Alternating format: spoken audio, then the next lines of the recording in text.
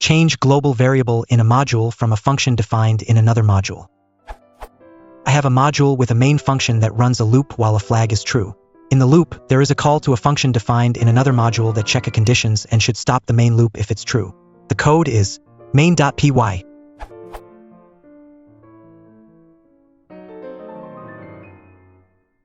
Other.py.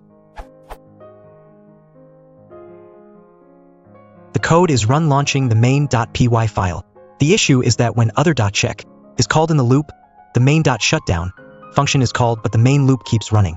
In the main loop, the ice-running variable is always true, but I was expecting it to become false after being set in the main.shutdown function. Why is this happening? What am I missing? I could refactor the code to mange the exit from the loop in a smarter way, but I am interested to know if there is a solution keeping this kind of code structure.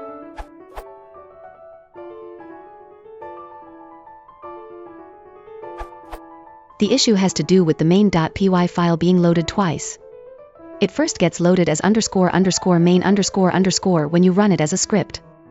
It also gets imported by other.py as its regular name main.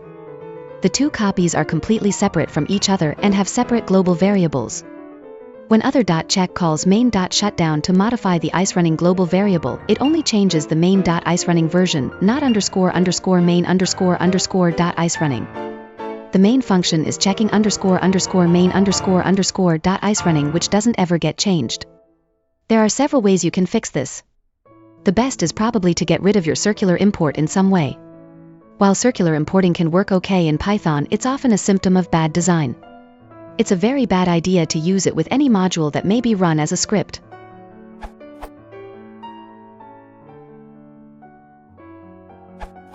Try this. Other.py.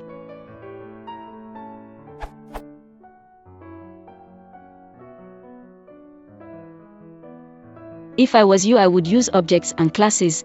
Global methods and variables are not debug and maintenance friendly.